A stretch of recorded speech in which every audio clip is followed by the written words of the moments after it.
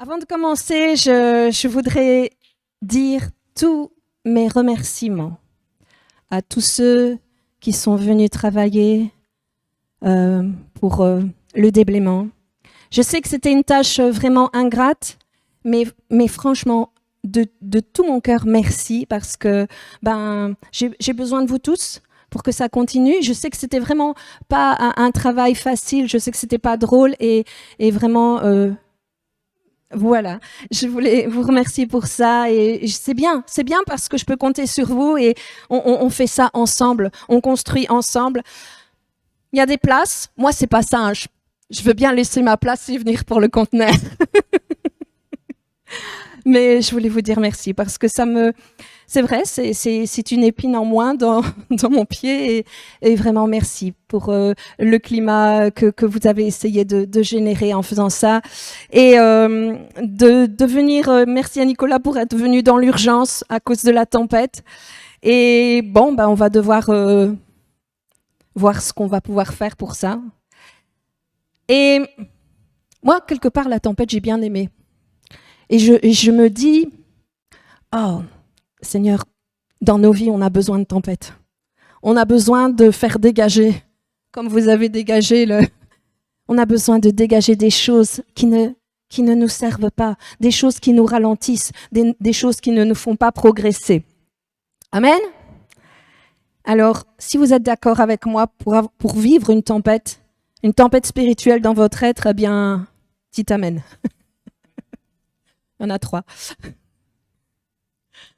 Bien, vous êtes peut-être dit que on a oublié quelque chose. Ne vous inquiétez pas, c'est volontaire. On va déplacer ce temps de Sainte Seine parce que justement, aujourd'hui, on va parler de la Sainte Seine. Alors pour les personnes qui ne sont pas encore habituées à cette église, et peut-être certains qui vont nous regarder par la vidéo, qu'est-ce que la Sainte Seine ? Alors, techniquement parlant, c'est un temps que nous prenons pour commémorer ce que Jésus a fait pour nous en mourant sur la croix. Parce que la Sainte Seine, c'est aussi une ordonnance de Jésus. Et ceci, on va le voir dans les prochains passages. Alors, c'est un moment pour nous où on partage, c'est vrai, un morceau de pain, une coupe de vin ou du jus de raisin. C'est le fruit de la vigne. Donc, en gros, c'est ça. C'est ça, la Sainte Seine, c'est ce que nous faisons. Mais voilà, je me suis rendu compte d'une chose, j'ai remarqué que, et j'ai pu entendre aussi un tas de choses dans des églises, dans des vidéos et autres, un tas de choses au sujet de la Sainte Seine. Et même, et ça c'est énorme, même pour certains, avoir peur de prendre la Sainte Seine. Donc, avoir peur de prendre ce morceau de pain et cette coupe de vin qui sont en fait des symboles.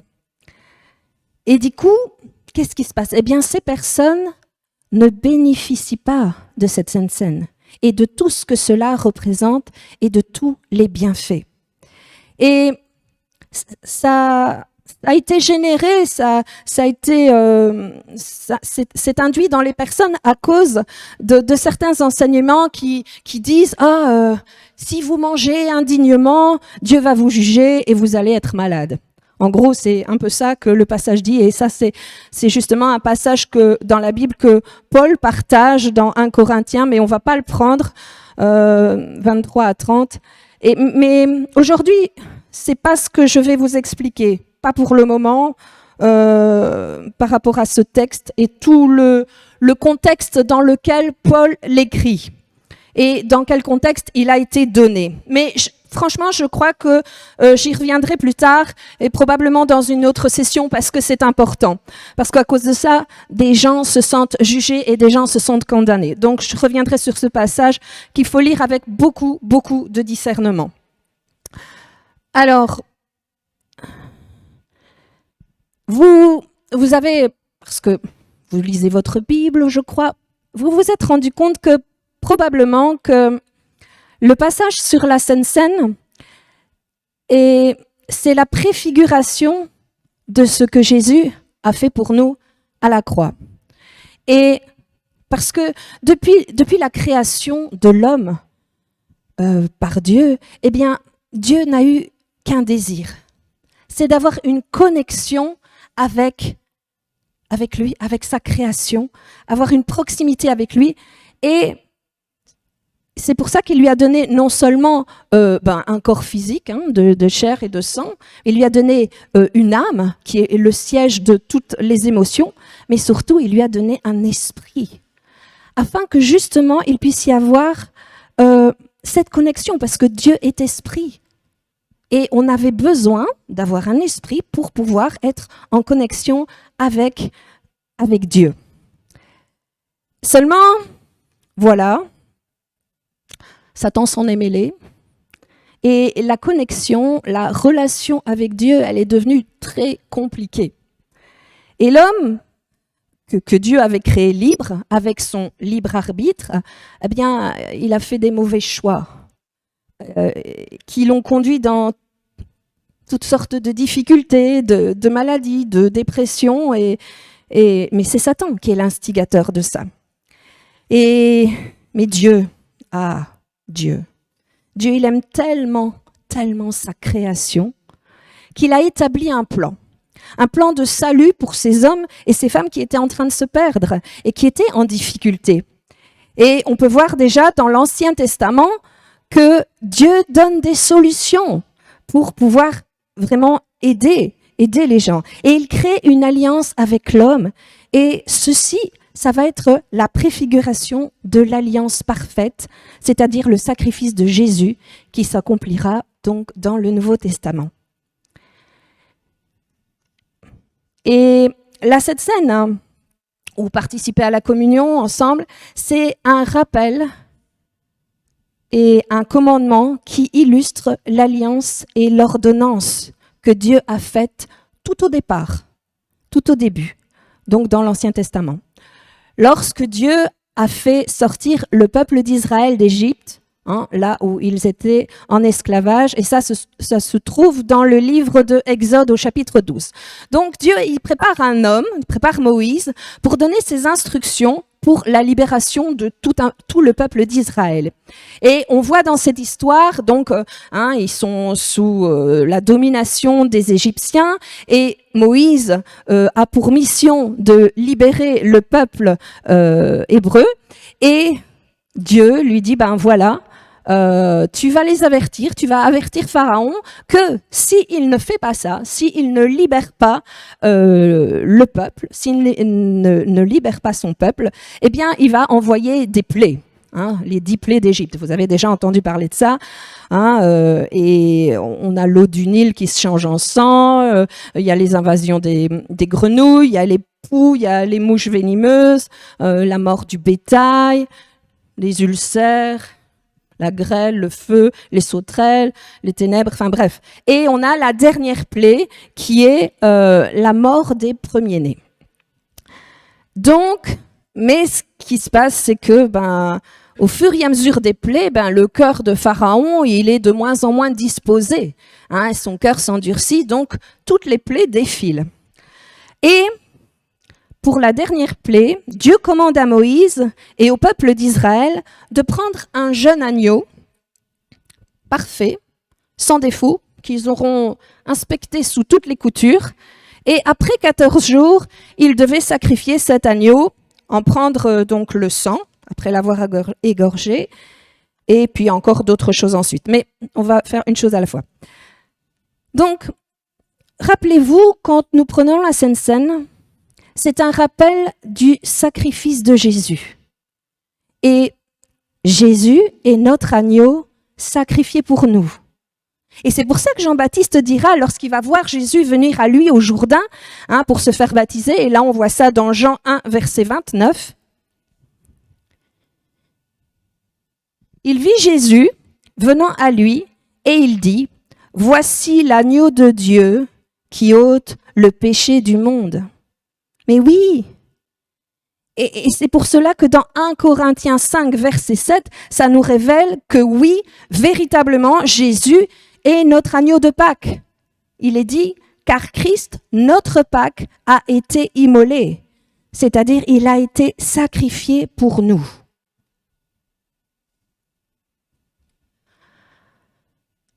Alors, afin de pouvoir comprendre la communion et pourquoi vous et moi, nous devons et nous devrions participer à la Sainte Seine, on doit aller voir et comprendre ce qui s'est passé quand Dieu a commandé au peuple de sacrifier un très jeune agneau sans défaut.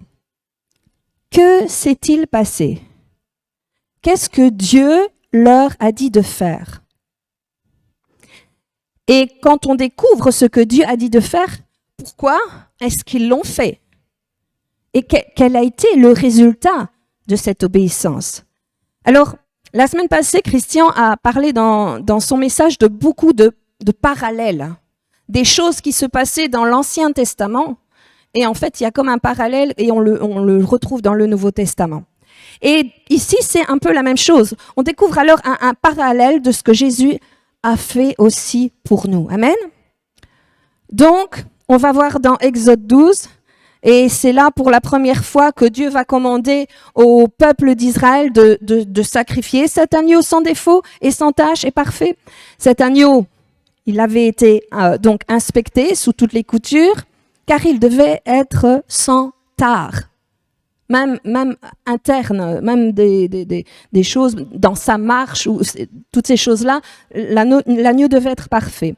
Et après 14 jours, donc, il devait tuer cet agneau, en prendre le sang et appliquer donc ce sang sur les linteaux et les poteaux de leur porte. Donc on va lire Exode 12, versets 5 à 13. Ce sera un agneau sans défaut, mâle, âgé d'1 an. Vous pourrez prendre un agneau ou un chevreau. Vous le garderez jusqu'au 14e jour de ce mois, et toute l'assemblée d'Israël l'immolera entre les 2 soirs, c'est-à-dire en journée. Et là, il y a un petit parallèle. Vous savez que Jésus est mort en journée, à 3 heures de l'après-midi. Ils disent la 9e heure, mais en traduction, ça correspond à 3 heures de l'après-midi. Et il y avait des ténèbres de midi à 3 heures, justement. Hein, c'est là un premier parallèle. Je continue. On prendra de son sang et on en mettra sur les 2 poteaux et sur le linteau de la porte des maisons. Le linteau des portes des maisons, c'est fait en bois, surtout à cette époque-là. Et là, encore une fois, on a un parallèle. Tout comme le bois de la croix, où Jésus a été crucifié. Vous comprenez? Donc, le sang sur la porte. Que dit Jésus, justement, dans Jean 10, verset 7? Il dit de lui, en vérité, je vous le dis, je suis la porte des brebis. Il y a plein de petites choses qui sont en rapport. Je continue donc toujours dans Exode. Je sais que j'ai fait des parenthèses. Donc, on prendra de son sang et on en mettra sur les 2 poteaux et sur le linteau de la porte des maisons et on le mangera. Cette même nuit, on en mangera la chair, rôtie au feu. On la mangera avec des pains sans levain et des herbes amères. Vous ne le mangerez point à demi-cuit et bouilli dans l'eau, mais il sera rôti au feu, avec la tête, les jambes et l'intérieur. Vous n'en laisserez rien jusqu'au matin, et s'il en reste quelque chose le matin, vous le brûlerez au feu.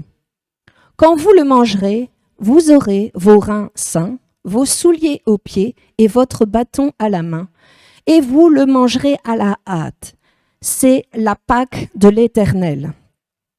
En hébreu, Pâque, c'est Pessa, ce qui signifie passer au-dessus, mais plus tard je vais vous expliquer. Donc Dieu leur a dit de faire certaines choses. On voit, premièrement, ils devaient prendre le sang de l'agneau, l'appliquer sur les poteaux et les linteaux de la porte de la maison, là où ils vivaient, où ils résidaient, là où ils allaient justement manger l'agneau. Et deuxièmement, ils devaient manger cet agneau, non pas à demi-cuit ni bouilli à l'eau, mais rôti au feu. C'est bizarre, non? Est-ce qu'on peut y voir encore un parallèle symbolique de Jésus qui est allé dans les flammes de l'enfer pendant 3 jours? Ben oui, je vous surprends, parce que Jésus, oui, est descendu en enfer. Entre sa mort et sa résurrection, vous allez voir ça dans Matthieu 12, verset 40. Et donc, cet agneau de Pâques, là, il était rôti au feu, et ils devaient tout manger et ne pas en laisser. Et si c'était le cas, ils devaient brûler les restes. Il ne devait vraiment plus rien rester. Alors, pourquoi est-ce que Dieu leur a commandé de faire cela? Et surtout, à quoi ça a servi? Autant d'exigences, autant d'instructions. Et une des premières choses qu'on découvre au travers de ce passage de Exode 12, et on va prendre la fin du verset 12 et on va lire le verset 13. « Je suis l'Éternel. Le sang vous servira de signe sur les maisons où vous serez. Je verrai le sang et je passerai par-dessus vous et il n'y aura point de plaie qui vous détruise quand je frapperai le pays d'Égypte. » Et dans le verset 23, donc un peu plus loin, il y a un petit détail supplémentaire.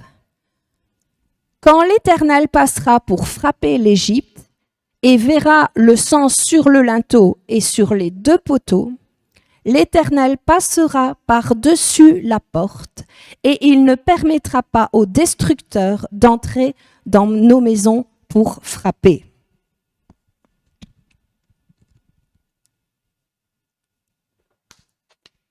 Donc ici, on comprend bien pourquoi ça s'appelle la Pâque, Pessa en hébreu, qui signifie passer au-dessus. Et on voit là que le sang de l'agneau a servi à 2 choses. Premièrement, à faire en sorte que le jugement, le destructeur qui passait partout dans le pays d'Égypte, que quand celui-ci voyait le sang sur les portes, il devait passer son chemin et passer au-dessus de la maison. Et le jugement, la plaie, la destruction ne pouvait pas rentrer dans leur maison. Donc, en d'autres mots, Dieu ne permettait pas à cet ange destructeur, on va l'appeler ça comme ça, je mets des guillemets à ange évidemment, de rentrer dans la maison pour tuer les premiers-nés et amener donc un jugement sur les personnes qui vivaient dans cette maison. Mais oui, parce que dans le monde spirituel, il y a des règles. Le monde est régi par des lois spirituelles et c'est Dieu qui dirige toutes ces choses. Et vous savez, les esprits, les démons, les anges déchus, ils n'ont pas tous les droits. Ils sont encore sous l'autorité de Dieu. Quand Dieu dit à un esprit non, il obtempère. Comprenez?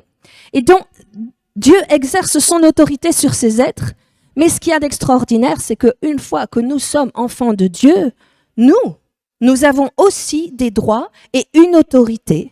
Et devant Dieu, elle est légale. Bien. Ça, c'était pour la première chose. Deuxièmement, pourquoi est-ce que Dieu leur a demandé de manger cet agneau rôti au feu et d'en manger toute la chair? À quoi ça a servi? Pourquoi Dieu il a commandé de faire ça? Alors, on va découvrir un petit détail.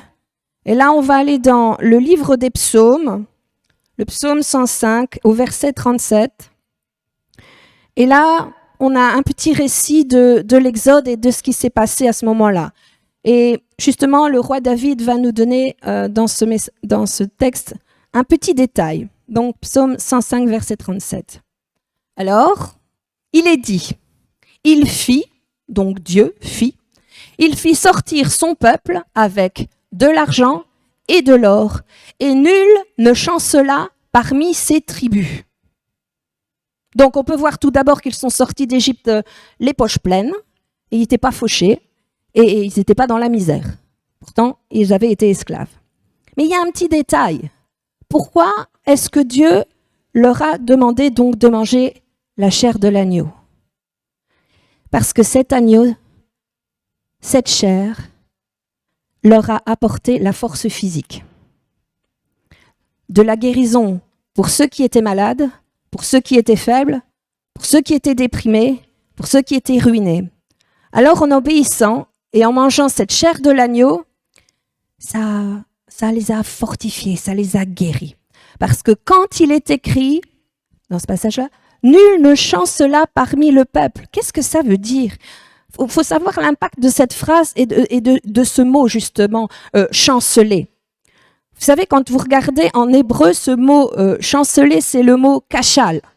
Et kachal en hébreu, ça veut dire bien plus que chanceler ou trébucher. Hein? Ça veut dire également, parce que un mot, surtout en hébreu, a beaucoup de sens. Et quand vous regardez la signification de ce mot kachal en hébreu, ça veut dire ne pas être faible, ne pas être abattu, ne pas être déprimé, ne pas être ruiné, ne pas être infirme, ne pas être malade. Donc, en d'autres mots, là, on découvre que le peuple d'Israël a obéi et mangé la chair de l'agneau, et ceux qui étaient faibles, ils sont devenus forts. Ceux qui étaient déprimés, ils ont été encouragés. Ceux qui étaient ruinés, ils ont été restaurés, relevés. Ceux qui étaient malades, ils ont été guéris. Oui, ben oui, forcément, ils avaient besoin de cette force parce que il y avait quelque chose qui les attendait. Hein. Ils avaient besoin d'être encouragés afin de pouvoir traverser ce désert. Et en plus, ils l'ont fait à pied. Ils l'ont fait à pied, ils n'avaient pas des voitures et tout ce qu'il fallait pour eux. Non, ils n'avaient pas tout ça, ils ont dû le faire à pied. Et dans la version Darby de ce psaume 105, verset 37, il est écrit, c'est le même verset mais avec d'autres mots, « Et il n'y eut aucun infirme dans ces tribus. » Et c'est-à-dire que dans tout un peuple, donc ici Israël, qui est sorti d'Égypte, il n'y avait pas un seul qui était faible, pas un seul qui était abattu, pas un seul qui était déprimé, malade, infirme, ni découragé. Alors c'est vrai qu'on peut lire ce passage un peu de façon distraite en se disant ouais bon d'accord ils sont sortis d'Égypte et il n'y en avait pas un de faible et aucun de malade, bref. Mais il faut réaliser, rendez-vous compte, c'est déjà là un super miracle. Regardez ce qu'on découvre dans Exode 12, verset 37.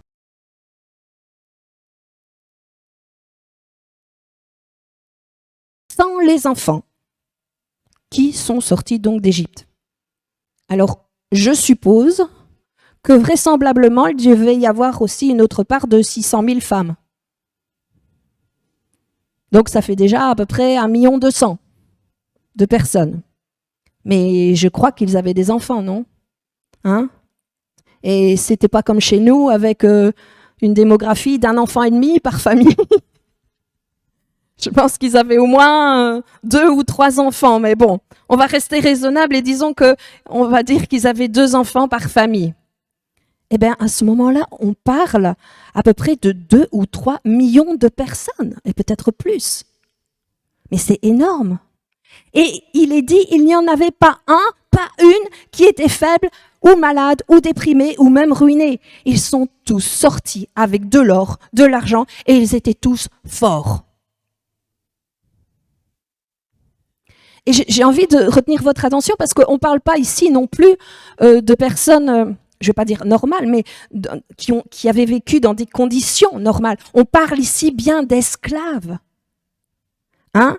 Et moi, parfois, ici, Graham y est venu il n'y a pas longtemps. Et quand, au moment de la prière, j'ai fait un peu le constat, on était un petit nombre. Et pour les gens qui se sont levés pour la prière, pour la guérison, qu'est-ce que je me suis rendu compte? C'est qu'au moins la moitié avait besoin. Au moins la moitié avait besoin, si pas plus, avait besoin de la prière.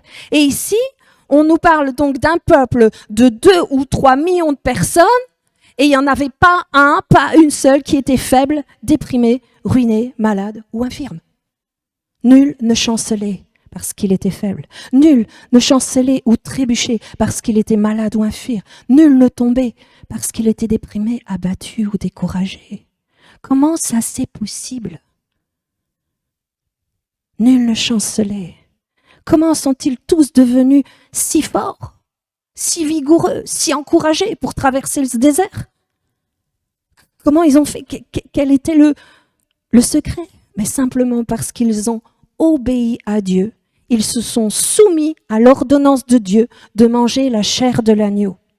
Et vous savez quoi? La bonne nouvelle, c'est que ce passage d'Exode 12 sur l'agneau de Pâques, c'est un symbole, un parallèle, une illustration de ce que Jésus va faire.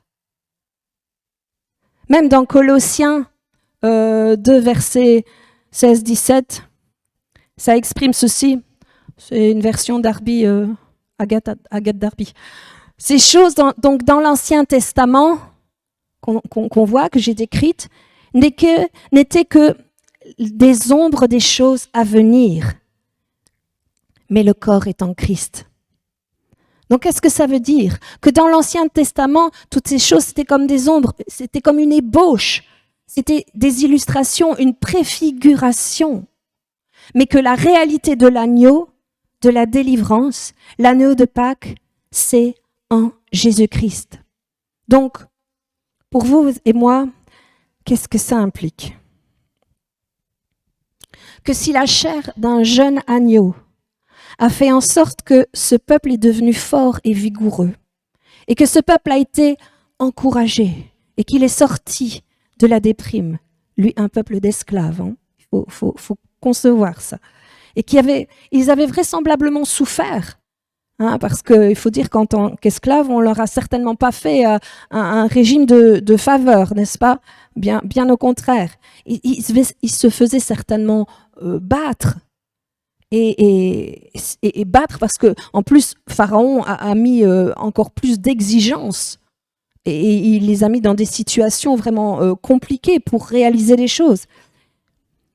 Hein, il devait être dans ce principe de travaux forcés et la nourriture. Il ne devait pas non plus être nourri correctement. Et ils avaient donc dû passer au travers tout un tas d'épreuves, de difficultés, des persécutions. Et moi, je crois qu'ils devaient, si c'était des hommes normaux, être déprimés et découragés. Hein, quand Pharaon a fait des restrictions pour la réalisation des briques, il leur a dit, maintenant, c'est comme ça, vous allez vous débrouiller pour les matières premières. Donc avant, on leur amenait les matières premières et les pauvres esclaves devaient confectionner des briques, mais là, ils ont dit, bon, on vous amène plus rien, vous allez chercher vous-même, et ils devaient réaliser le même quota. Donc je crois qu'ils étaient bien sous pression et ils devaient être faibles, ils devaient être malades. Ils avaient certainement envie d'abandonner devant tout ça. Et on voit donc parmi ces milliers de personnes, tous ces esclaves, eh bien ils sont tous sortis. Tous ces gens qui avaient vécu ces difficultés, ils étaient tous esclaves, ils sont tous sortis du pays d'Égypte en étant encouragés, en étant riches, forts, vigoureux et en bonne santé. Je vois ça d'ici, papy et mamie qui étaient tout faibles, tout d'un coup, et prêts sur leurs deux jambes à traverser le désert sur leurs pieds. C'était des miracles, c'est un miracle énorme. Ils en verront bien d'autres après, mais déjà là, c'est extraordinaire. Et ça, c'est venu parce qu'ils ont obéi. Ils ont participé et ils ont mangé donc l'agneau de Pâques. Mais on peut voir également ce que le sang de l'agneau a fait. Et ce sang, c'est comme le sceau de l'alliance, le sceau de l'agneau, alors le jugement, il ne pouvait pas entrer à ce moment-là dans les maisons. Ça veut dire que quand il faisait ça et qu'il marquait cette porte donc avec le sceau de l'alliance, parce que Dieu a ordonné, ils avaient obéi et ils avaient mis ça sur le linteau, ça voulait dire alors qu'ils n'étaient pas condamnés. Ils n'étaient pas jugés, ils n'étaient pas sous la honte, ils étaient pardonnés, ils étaient acceptés, ils étaient sous cette coupole de la faveur du sang de l'agneau, sur la faveur qui couvrait cette maison. Et c'était un signe pour Dieu qu'ils avaient fait une alliance avec lui. Et du coup, comme il y avait cette alliance, comme il y avait ce sceau, le destructeur, il pouvait pas rentrer. Et ça lui était pas permis de pénétrer dans cette maison, d'y mettre la maladie sur tous ceux qui étaient là, qui étaient peut-être en bonne santé. Il ne pouvait pas. Il lui était pas permis de juger, de condamner ceux qui étaient dans cette maison. Et tout ça, en fait, c'est ce que la Sainte Seine représente pour vous et pour moi. C'est ce que Jésus a fait. Et si on va dans Luc 22, et on a vu précédemment ce que Jean-Baptiste avait dit dans sa parole prophétique sur Jésus en disant voici l'agneau de Dieu qui ôte le péché du monde. Et Jésus savait à ce moment-là, donc au moment un petit peu avant sa mort, au moment de Pâques, il savait ce soir-là qu'il était sur le point de devenir cet agneau de Pâques. Parce que c'est à cette période-là, si vous lisez votre Bible, que vous savez que c'est à ce moment-là que dans tout Israël, dans toutes les familles juives qui étaient ils étaient tous sur le point de fêter Pâques, fêter Pessa, en souvenir de la délivrance d'Égypte. Donc ça, c'est une tradition qu'ils ont gardée et qu'ils continuent de faire. Donc toutes ces familles étaient sur le point de prendre leur agneau, de le tuer après l'avoir inspecté, voir s'il était sans défaut, parfait, et le mettre donc à rôtir au feu. Sur le point aussi de mettre le sang de cet agneau autour de leur porte. Et ils étaient tous là prêts à célébrer la Pâque. Donc à célébrer partout en Israël. Mais pour Jésus, Jésus, il savait que son heure, elle était venue. Maintenant, pour lui, c'était là de devenir cet agneau de la délivrance, cet agneau de Pâques. Alors Jésus, il a demandé à ses disciples de trouver un lieu pour célébrer avec ses disciples donc cette fête de Pâques. Mais eux, ils n'étaient pas vraiment dans le coup. Ils n'avaient pas vraiment compris, ils n'avaient pas vraiment mesuré, ces disciples, ce qui allait se passer et quel était vraiment l'impact et la signification de ce qui allait se passer ce soir-là. Jésus, lui, il le savait bien et Jésus savait que le temps était venu pour lui de mourir sur la croix, qu'il allait devenir cet agneau de Pâques immolé sur la croix. Donc je disais, on va prendre Luc 22, versets 14 à 20.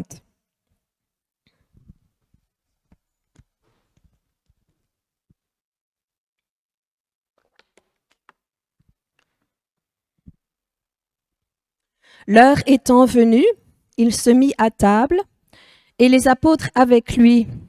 Il leur dit, « J'ai désiré vivement manger cette Pâque avec vous avant de souffrir, car je vous le dis, je ne la mangerai plus jusqu'à ce qu'elle soit accomplie dans le royaume de Dieu. » Et ayant pris une coupe et rendu grâce, il dit, « Prenez cette coupe et distribuez-la entre vous, car je vous le dis, je ne boirai plus désormais du fruit de la vigne jusqu'à ce que le royaume de Dieu soit venu. » Ensuite, il prit du pain, et après avoir rendu grâce, il le rompit et le leur donna en disant, « Ceci est mon corps qui est donné pour vous, faites ceci en mémoire de moi. » Il prit de même la coupe après le souper et la leur donna en disant, « Cette coupe est la nouvelle alliance en mon sang qui est répandue pour vous. » Donc là, qu'est-ce que Jésus expliquait aux disciples?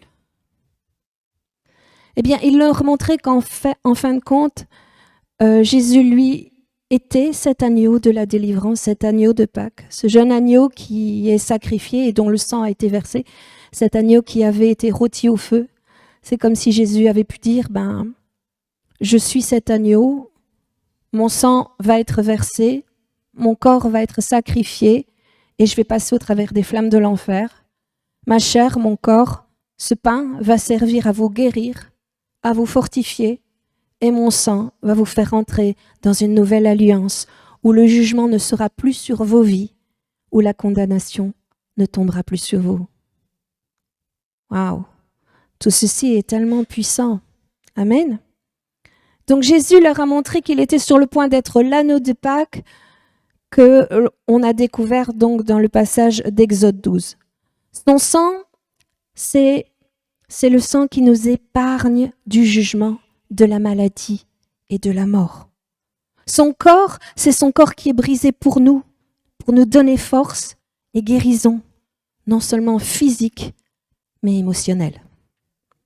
Donc on doit comprendre et voir l'importance, l'impact, quand nous prenons la Sainte Seine, que ceci, c'est pas un rituel, que c'est pas quelque chose qu'on fait parce qu'on a l'habitude de le faire ou qu'on fait à la légère. Nous partageons le pain et la coupe pour nous rappeler Jésus. Oui, il est cet agneau sans défaut, sacrifié pour notre délivrance. Mais oui, il était sans défaut. On peut même regarder encore un parallèle. On voit ça dans Luc 23, versets 14 à 15. Qu'est-ce que Pilate va dire de lui? Je n'ai rien trouvé de mauvais dans cet homme, il est innocent. Et dans la version Darby, on verra, et voici, l'ayant examiné, tout comme l'agneau qui était examiné pour être trouvé parfait. Et devant vous, moi, j'ai trouvé aucun crime dans cet homme. Rien n'a été fait par lui qui soit digne de mort. Ici, c'est encore un parallèle. C'est comme le moment où on a inspecté donc l'agneau. Et c'est ici, c'est Jésus qui est examiné. L'agneau de Dieu a été inspecté et il a été trouvé sans défaut, sans tache et parfait. Il est véritablement cet agneau. Amen. Et lorsque Jésus partageait la Sainte Seine avec ses disciples, il leur a montré qu'il était sur le point de verser son sang.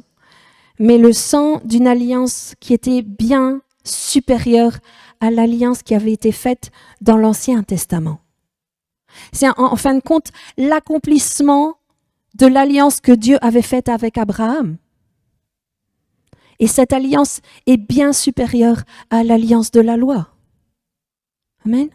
C'est une alliance qui est éternelle, parce que le sang de Jésus est parfait et éternel. Donc, au travers du sacrifice de Jésus sur la croix, les mêmes bienfaits qui appartenaient au peuple d'Israël dans l'Ancien Testament, sous une alliance qui était imparfaite, ces mêmes bienfaits nous appartiennent et de façon bien supérieure. N'est-ce pas? C'est une alliance qui est basée sur des promesses bien supérieures, car elles sont éternelles. Ça veut dire que lorsqu'on participe à la Sainte Seine, on déclare que le sang de Jésus nous a pardonné de tous nos péchés, que nous sommes morts au péché, que le péché ne nous appartient plus.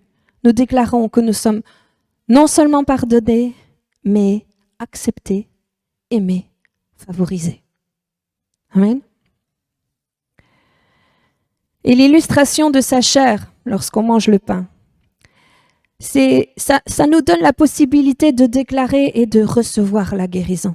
C'est pour cela que dans Luc 22, au verset 19, on l'a lu le passage sur la Sainte Seine, quand Jésus a partagé la Pâque avec ses disciples, il a dit quelque chose d'important.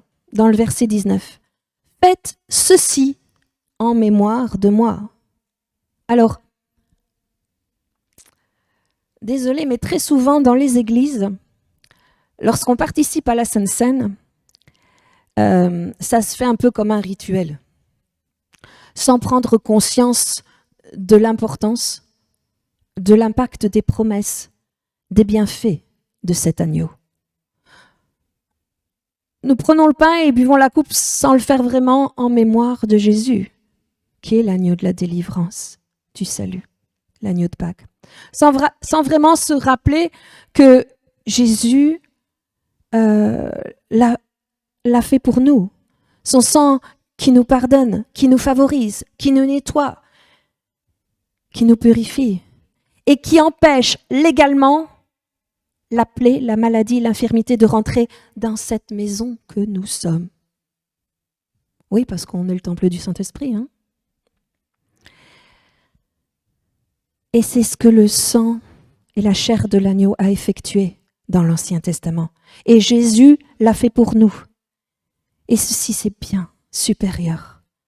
L'alliance est bien supérieure. Alors, nous devons le faire en mémoire de ce que Jésus a fait, lui qui est l'agneau de Dieu. Prendre la Sainte Seine et le faire comme un rituel,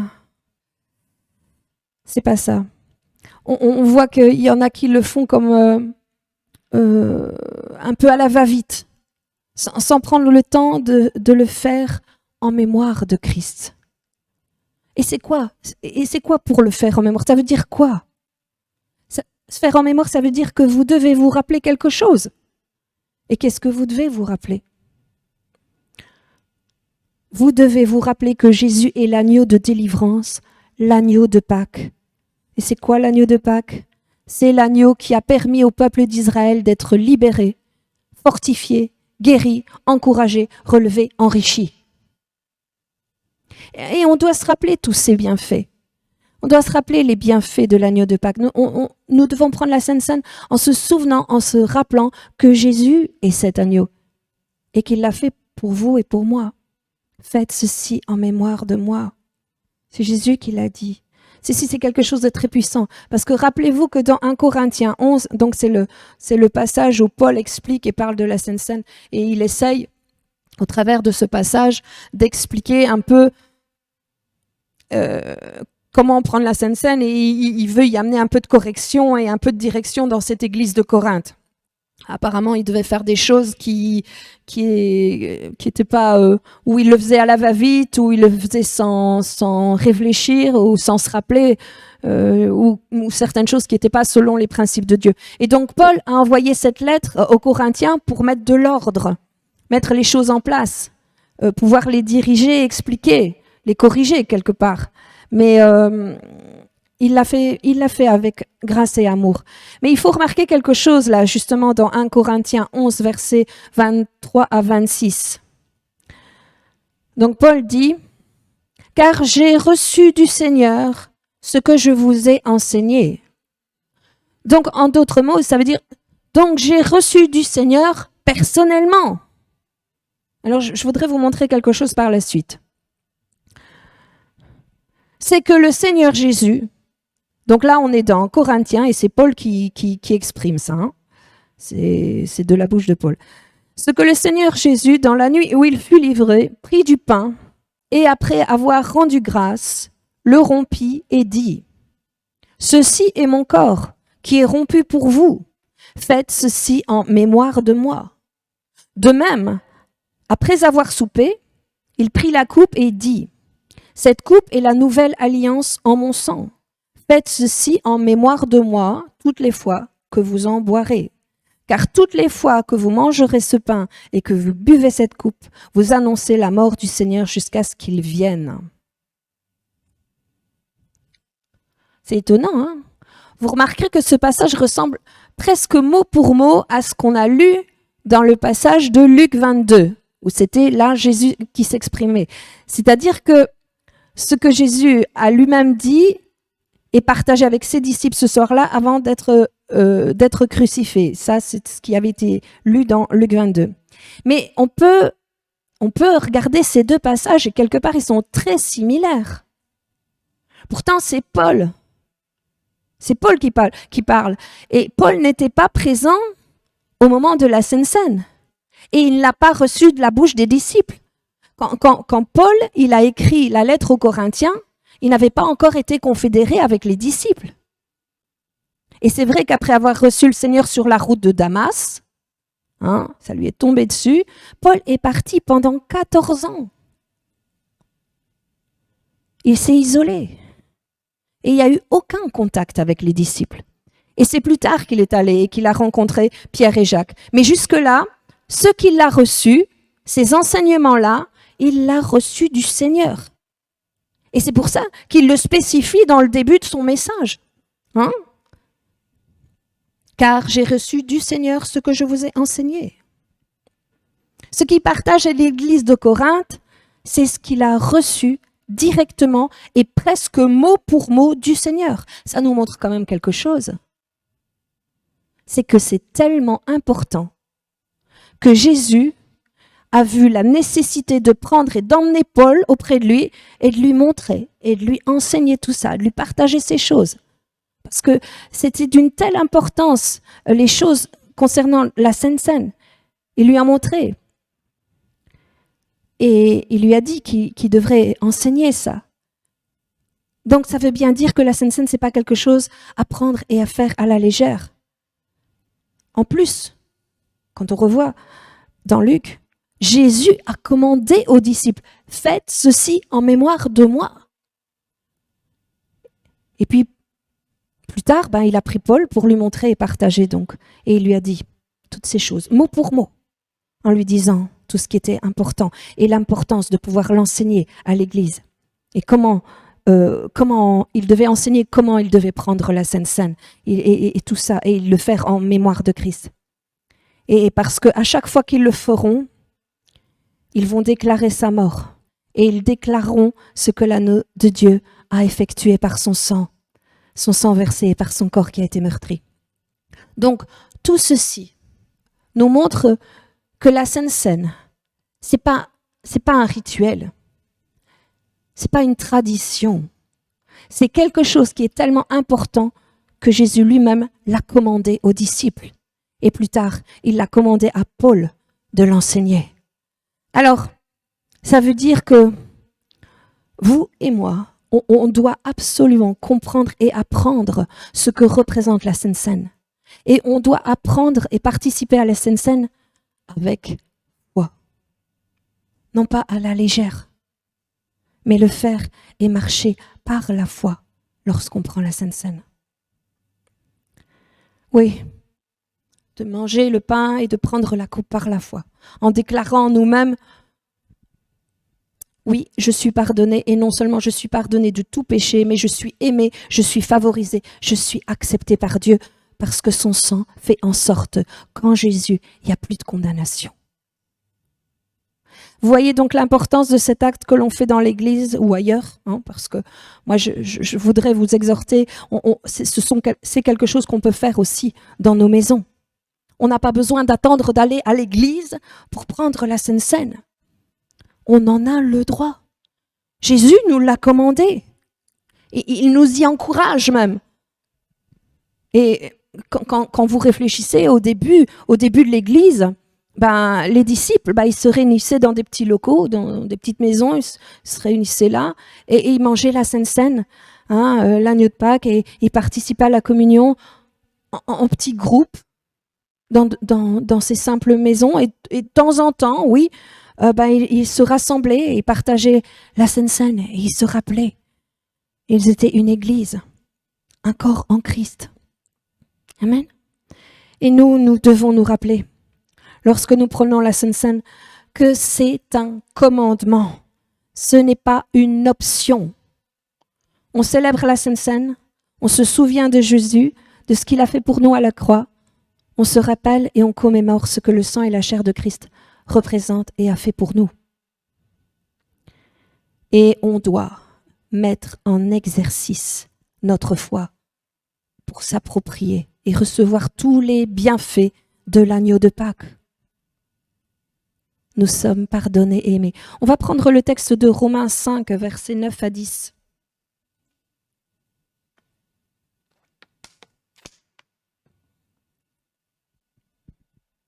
À plus forte raison donc, maintenant que nous sommes justifiés par son sang, serons-nous sauvés par lui de la colère, comme justifiés par son sang. Son sang fait en sorte que nous sommes sauvés par lui de la colère. Car, je continue verset 10, car si lorsque nous étions ennemis, nous avons été réconciliés avec Dieu par la mort de son Fils, à plus forte raison, étant réconciliés, serons-nous sauvés par sa vie. Je voudrais souligner ce mot ici, sauver. Vous savez que le mot sauver, ici en grec, c'est le mot sozo. Et en grec, ça veut dire bien plus que le salut de notre âme. Sozo en grec, ça veut dire sauver, guérir, délivrer, protéger, prospérer. Donc vous voyez que le sang de Jésus a effectué toutes ces choses pour nous. Et le sang de Jésus nous permet légalement, parce que nous avons des droits, d'interdire à la maladie de rentrer dans notre maison, de rentrer dans notre temple. Rappelez-vous, comme l'agneau de Pâques empêchait le destructeur, il voyait le sang sur le tour des portes et il ne lui était pas permis de laisser rentrer la plaie, la malédiction, la maladie dans la maison. Alors, c'est une opportunité aussi, au travers du corps de Jésus, de sa chair, de recevoir la guérison, la force physique quand on en a besoin. C'est une opportunité aussi d'être libéré. Tout comme l'ont été les esclaves en Égypte, ils ont été libérés de ce joug. Et c'est une opportunité quand vous prenez la Sainte Seine, si vous avez une addiction, une mauvaise habitude, quelque chose qui vous tourmente, qui vous obsède, et que vous faites tout le temps, alors que vous ne devriez pas. Et vous n'arrivez pas à en être libre, vous n'arrivez pas à en être débarrassé. Eh bien, en prenant la Sainte Seine avec foi, c'est une opportunité pour être libre de ce joug, libéré de toute addiction, libéré de toutes mauvaises habitudes, libéré de toutes ces choses qui vous maintiennent en esclavage. Non, vous n'êtes plus esclave, vous êtes libre de tout péché et libre de toute servitude et de tout joug. Et bien sûr, vous savez que ce que Jésus a dit dans Jean 6, verset 53, « En vérité, je vous le dis, si vous ne mangez pas la chair du Fils de l'homme et si vous ne buvez son sang, vous n'avez point la vie en vous-même. » Savez-vous où vous allez trouver la vie? Vous allez trouver la vie quand vous buvez la coupe, quand vous mangez le pain, quand vous allez prendre la Sainte Seine. C'est l'opportunité pour vous de recevoir la vie de Dieu en vous par la foi. J'espère que vous comprenez tout ça et ce que j'essaye de vous dire. Je voudrais vous dire, n'ayez pas peur de prendre la Sainte Seine. C'est quelque chose que Jésus a instauré. C'est quelque chose qu'il a instauré pour être béni, pour être aimé, pour être pardonné, pour entrer en liberté, pour sortir de toutes sortes d'esclavage. Et si les gens du peuple d'Israël ont été libérés en participant à l'agneau de Pâques, eh bien, combien à plus forte raison vous serez sauvés par lui, par le sang et le corps de Jésus. Et c'est en prenant la Sainte Seine que vous trouverez la vie. C'est dans le sang et dans le corps de Jésus et que vous le fait de le reconnaître, le fait d'avoir foi en ça, que vous trouverez la vie. Vous trouverez cette grâce, cette vie pour vous aider à marcher, à bien marcher. Amen. Alors voilà, je voudrais vous inviter maintenant à participer à cette Sainte Seine. On a inversé un peu les choses, mais en lumière de ce que je viens de dire, je pense qu'on peut se saisir des bénédictions qu'on n'a jamais osé se saisir jusqu'à présent. Et je veux vraiment vous exhorter à le prendre tous les jours si vous êtes en combat, si vous êtes en lutte avec quelque chose. Si une infirmité est sur vous, repensez à ce que cet agneau de Pâques a fait, le fait de l'obéissance et de prendre cet agneau de Pâques, ce que ça a créé dans le corps de ces esclaves, de ce peuple qui a été libéré.